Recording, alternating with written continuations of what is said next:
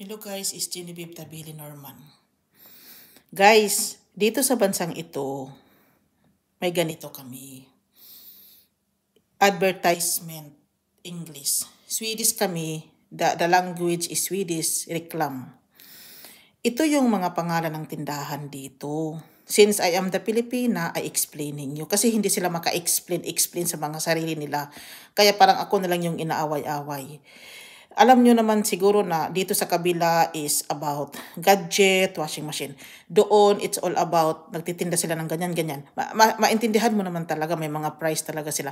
Doon sa kabila, sa Yix, para namang furniture sila. At dito sa City Gross, mga pagkain sila.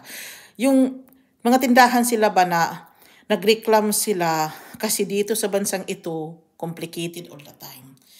Kaya parang ako din, hindi naman ako nag-disagree sa ganito. Parang tingnan din naman na lang natin kung sa mga natitinda nila, kung magkano na ba yung mga tinitinda nila. Parang nag-loser na daw sila ng mga price nila.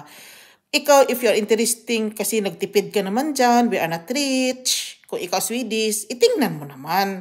Parang mayroon naman silang gustong iparating, oo, sa mga ganito. Ano daw, tika mo na, ito daw, oh, 8 na daw, 499. Ano daw, yan. Oh, parang naman naintindihan ko talaga ito, oo, ganun, oo.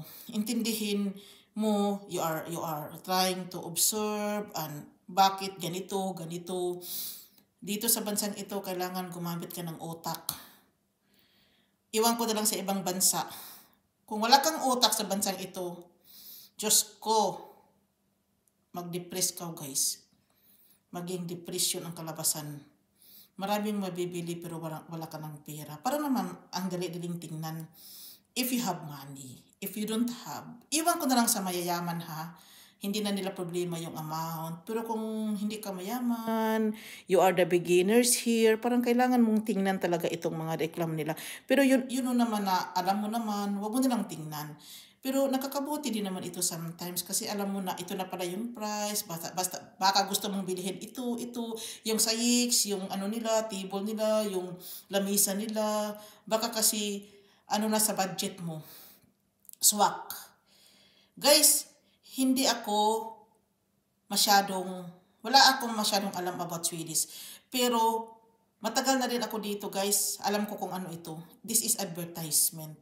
Yung may nag-ano ba sila guys, nag-advertise sila na ito na daw yung price nila, ito na daw, ito. It's advertisement. Hindi ka naman pinipilit nilang bumili.